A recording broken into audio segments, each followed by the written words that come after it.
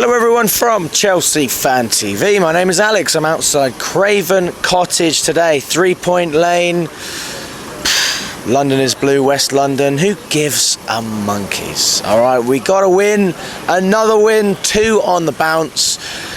Look, when we played Brighton in the Carabao Cup, I'm not going to lie to you, I was a little bit, I thought we'd be lose if I'm being brutally honest with you. I think I said 1-1 and we'd lose on penalties. But I mean, rightly so, based on the way we've been playing. But today, we had that winning feeling, and today it was comfortable, surprisingly comfortable. You look at this Chelsea team over the past year, when we have won. I mean, Matt Dav referred to Bournemouth away last season when we won 3-1 in that fixture. We scored 3 goals and we only conceded 1, but it could have gone a completely different way. And the reason I want to speak about that is because today's one of those games where if we would have given Fulham the chances, I'm sure they actually could have scored a couple and potentially this game would have been different, but we were just so solid defensively.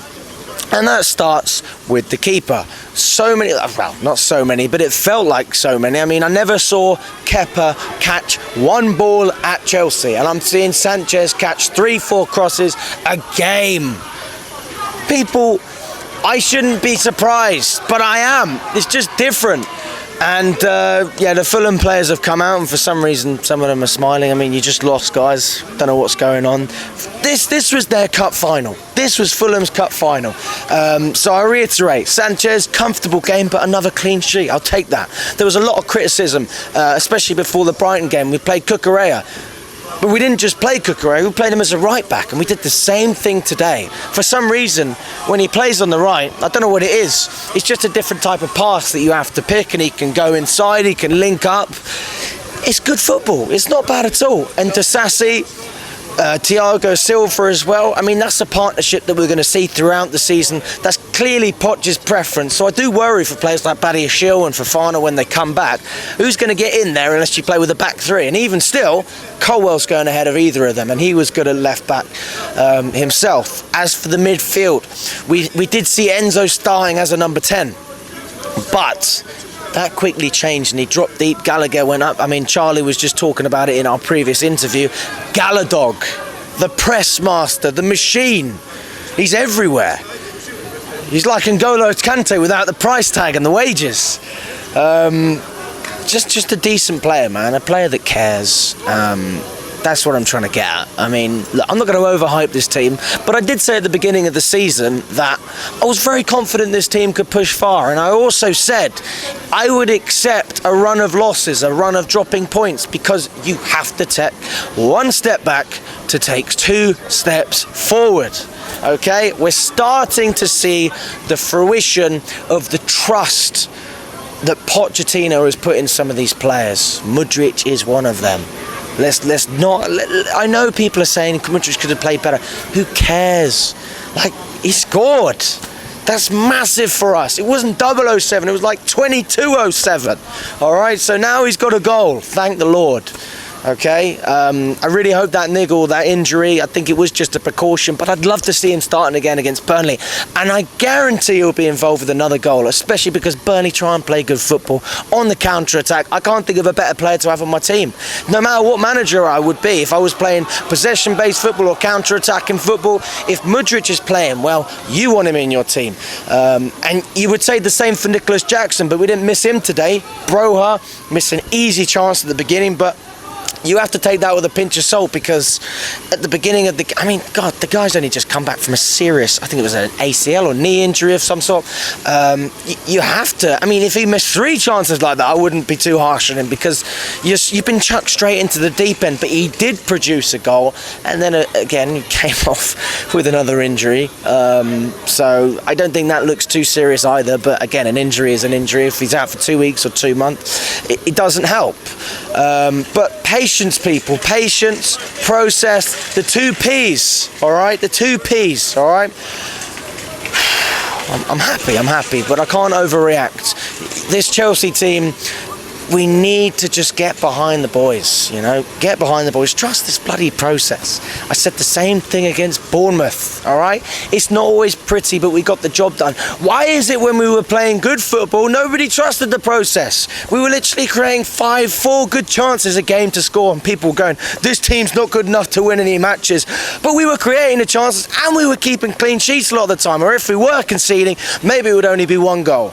Now we're scoring and we have a clean sheet. You can see the two coming together. So all of those people who were coming and saying Pochettino out, all of that rubbish, shame on you. You do not understand football. You do not deserve to be a Chelsea fan, because if you can't live through the bad times, how can you enjoy the good times? And yes, this is a good time. A 2-0 win at Craven Cottage means something at the moment to me, and as embarrassing as that is, look, I'll take it. It's 3 points. So I've just got my friend Dembele. This is your first fan cam, my friend. Do you want to just come on the other side?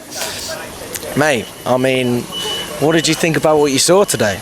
I really enjoyed the game. I enjoyed the performance of all the players, and I'm just very happy that we finally won a game in a very long time. It's been a long time. Yeah, it's been a long time since we've won a Premier League game, and I'm happy that our project is building up and it's coming to what we wanted. Another P word, people, the 3 Ps. Project, patience, process. Come on, man. Exactly. I think that we still need to be a bit more patient. What we're working on, that's exactly what we're working on, to score goals, to keep clean sheets, to defend everything. Yeah, there's some players where you might say you want them out, or we are missing a lot of great players, Christopher Nkunku, Romeo Lavia, Wesley Fofana, but we're building a project, and it's coming to what we want it to be. I mean, how do you feel about this whole process? I mean, I know look, I get it. I'm one of the more positive fans. I'm guessing you watch the channel. You watch Lewis. He's a grumpy fucker at times, isn't he? Yeah. But he says trust progress. The way I see it is, a process is progress. Even if you lose, sometimes you are taking a step back to get in the right position again, i.e. those games when Mudryk was starting and maybe he wasn't playing as well, at least he was getting a start. Exactly. So I think that put him in a position to give him the confidence to score the goal today. I mean, how do you feel about all that? About Mudryk? About the process in general. I feel like... But yeah, let's talk about Mudryk as well, why not? Yeah, Mudryk, I think obviously the price tag put a lot of pressure on him. Yeah. Obviously we bought him for 100 million. Mainly for me, when he arrived at the club, I saw him as like, yeah, we bought him for all of this money, but he's just some pacey guy. The price tag is just because his fastest pace is faster than Mbappe's fastest pace. But I still think that Mudryk, if we give him time, like I said a lot, for the whole team basically, but for Mudryk especially, I feel like he needs time. We've given him the time. He's produced the goal that we wanted. He's finally scored. He's not going to be in the memes anymore, hopefully. Hopefully we won't be bantered for gassing him up so much. We're not Banter FC anymore, mate. We're not Banter FC. I can still say London is, even last season, yeah, Arsenal dominated, Tottenham finished above us, but London's still blue. London's always been blue. We have the history, the other teams don't. It took 15 years for us to change it from red to blue, so as far as I'm concerned, it's going to take a little while for it to go back the other way. Back to blue or back to red? Back to red. Well, I hope it never happens. Well, I mean, obviously, I don't think it's ever going to happen. If Arsenal don't win the Champions League, for me, it's never going red. Same with Tottenham, same with Fulham, Brentford, Crystal Palace, all the other teams. London will only be blue because we just have the history. We have the best history in London. Awesome, man. And just your predictions for the rest of the season. How can you see this team doing? I feel like if we do give the time, I feel like we can make the top 4, possibly 3rd. But me, I'll just be happy with top 4. That's my predictions. I think we'll make 3rd, 4th. If we win, hopefully the Carabao Cup or the FA Cup, get a competitive trophy in our cabinet for this season. I think we'll win the Carabao Cup and we'll get top 4. A trophy in top 4, my friend. What a great way to finish.